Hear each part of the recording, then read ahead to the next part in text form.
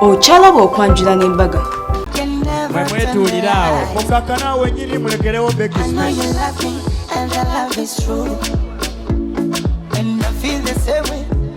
Musobola otuula wana wali senga.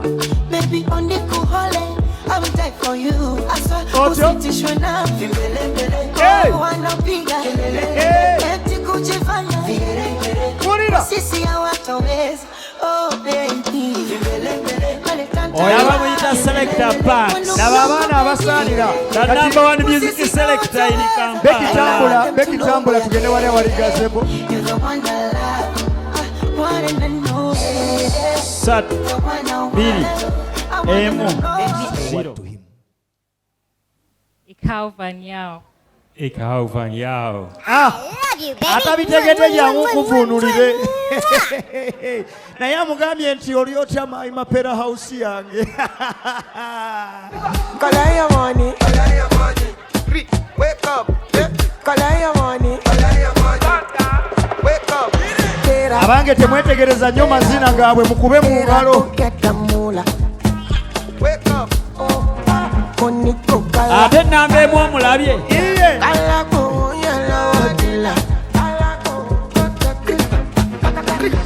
Don't walk, you don't try. You supposed to be jai. Kilo come, you come, person matter, person with corner. When I land, 1, 2, 3. Thank you. Slowly. Becky, please listen. Sister-in-law, the P from Peter, it's your word, and it will be pretty for you. Very good. Brief and precise. Naga Luzungu tebina bigambo bingi. Netulabanga okuwasa omukazi nga teyasoma tamanyi Luzungu. Ayomba n'akunywerako chai n'akulirako ekyenkya. Ate nga tonnasanga mulokole. My other sister, please. Omulokole. Hey. Akulengerere n'atula ku mulyango. Nakupeera mu luyimba. You are calling me out, sister.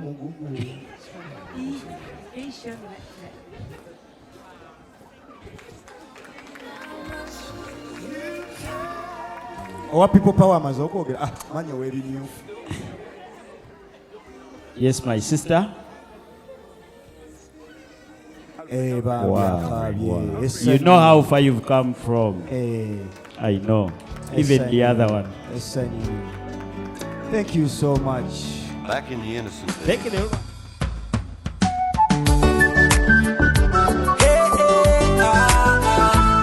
I read sons of my soldier. When she back crushed to your nest. Ulira okuva ku mutwe akakukagera kasembayo amaaso galwana n'otulo ganukulo bubaka twogere njira alavu ntobe erika wenjisimula twabike kubeno gyendiko kikambwe nnyo abaali bakwagala banyiga nnyo esalwa bwe banna be bakwata nnyo kandi nawe kibanyiza nnyo Eka kwata ndamuwere Love tujinyumise batufuire mirere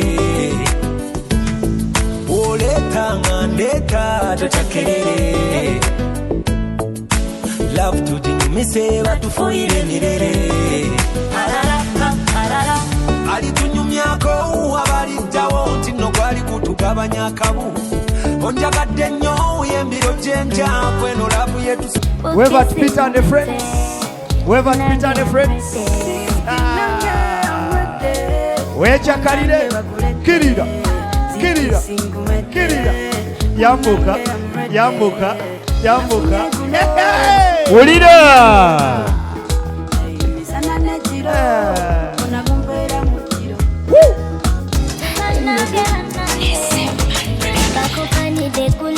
Ulira luyimbo. Webale Paxi. Tugende wali ku Gazebo Becky.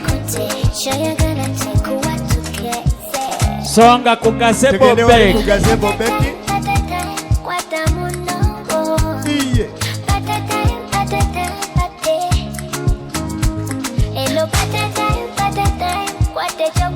Tugenda awo waggulu awo. Oyo omwana gwe bagamba nti mulungi Luwondo. Akayindiru kamusiba enkuba. Kituufu. Nti mumyufu ng'endeku. Yeraba. alina amaaso ga ndege, n'enviiri alina za ensingo ya biseera, ate enviiri za masadde, koona alina emimwa eginyuma okulaba, egy'ekibabi, alina amaaso galigita buli gisigati. Laba eriiso, laba simayiro ya Beki. Kale oyo aliba ayomba ddi.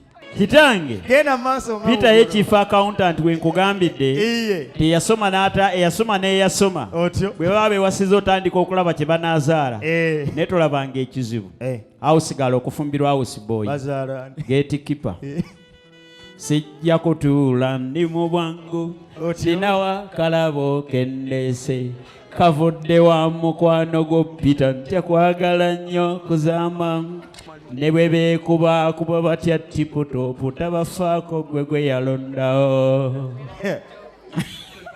ajjukidde kituufu wayimbanga n'abasebaana atiputopu wakalabako kaakati Rebecca mwana obulenzi Peter agambye nti eno si keesi ya misango nti akuguddeko musango wabula it's a suitcase carrying all the good gifts. Let me use the word best. You know that from someone can buy from Netherlands and give to someone he loves. From the best mall in Netherlands. He went from every corner to every corner in Netherlands, tried to be selective because he knows what you want, and he has put everything in this suitcase. Most especially, he is very aware that you have already organized what to put on when you are coming back to cut the cake. But he says, please don't put it on. Put what he has put inside here. He just wanted people to see how much he has put in you. Me.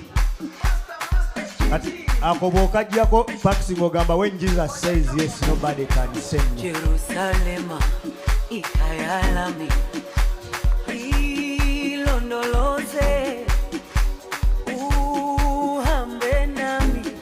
Abange Peter wuya ze maaso ga taata. Yeah. Let your sister come this side. Sister. Let's kneel before the father. Very good. Kaakati taata kkiriza nkutegeeza ebigambo bino. Yes. Bwe twabadde mu nju twawaddeyo omutwalo. Okay. Naye Peter wanted to make this in an open place. Official. In an open place. He gave in the mutwalo, but he wanted to give a Bible to his father as a bride price. As a bride price, because when I was talking to him, he asked me, "What can I give my Mzee that can last for all the years, even if Mzee leaves this earth?" I looked at the things that Peter can buy, not until my mind resorted to a Bible. Because I know the most precious thing on earth. Very good. Mzee can live today, but whosoever will be in his chair, shake hands with Peter. Will find that Peter, Bible. Thank you so much. Peter, hand it over. Very good. Okay, thank you so much. So, tata totudde wekka kulamula ntebe oyinawo n'abakulu abalala naye nako gw'obamanyi taata tweyanza tukyayinayo n'ebirala sayidi eri binaatuuka n'ebirala senga n'abiri. Tata is father. Yes. Can you say it once again? Tata. Very good. Say webale. Webale. Kasanga gokola guntoleeta musajja oyo. Sajja atuga nti Bayibuli baagikuulamu ennyiriri. Yes, we can now go. Peter, pick one cork from the basket. Take the. No, they are all big, but just pick one. They are all of the same size. Very good. Very good.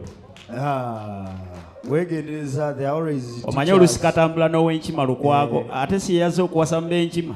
Peter, now in your own words, you're going to give him a cork as you request him, but use your own words, okay? Muko, do you allow me to give you this cocoa?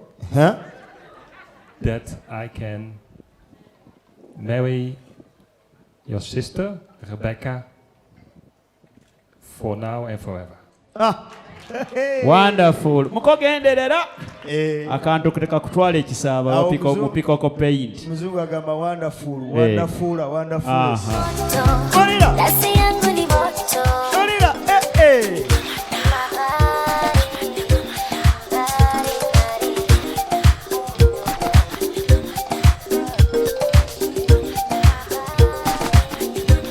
Mona tusonyiwa mwoyo azze. Kalade runa. Awo.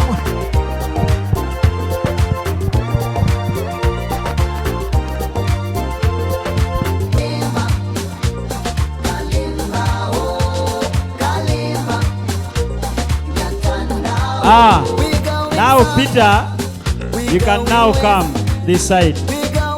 Mira, this side. You take a seat. Yes. As we go to the cake.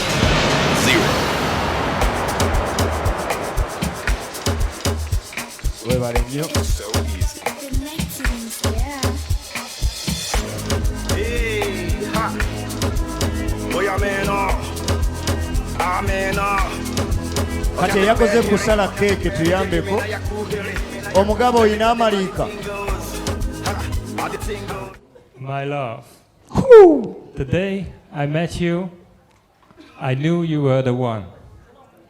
And from that day, I loved you more and more. The love was sealed by Tendo, our boy. But with this, I want to ask you, will you marry me? Teka kuyawa kati mugondi. Angambye mwe Netherland bateeka kweyo. Omukwano guluma mulabe wakaaba n'okaaba. Kati a little dance. Abaana beefiirize bano. Tebabifudde kuba taata waali ebyo. Very good. Corner.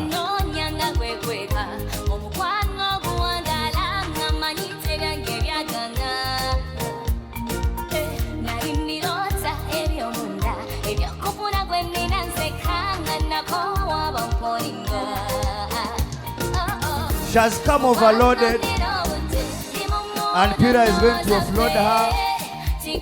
Wow. Please. Okay, Mr. Omes and Zek dat ik zeg dit in Netherlands. Peter, thank you well for dit moment. Thank you well met all your family, Corey and Idelin. Ik ben heel blij dat jullie zijn hier. En ik ben heel blij ook dat ik heb jullie geïntroduceerd bij mijn ouders. Thank you well. Thank you so much. I know that this is something that is new and maybe out of comfort zone. But thank you so much that you have come with your family. It means a lot to me. Thank you.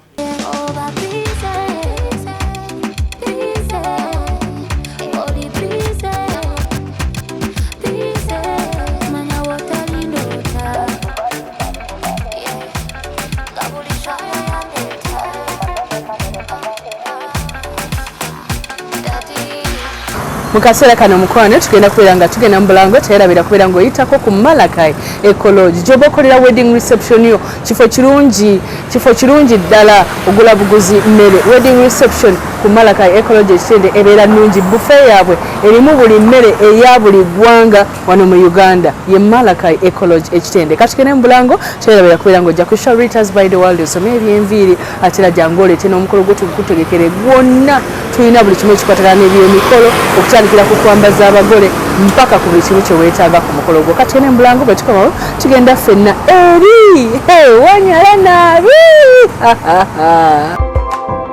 okyalaba okwanjula n'embaga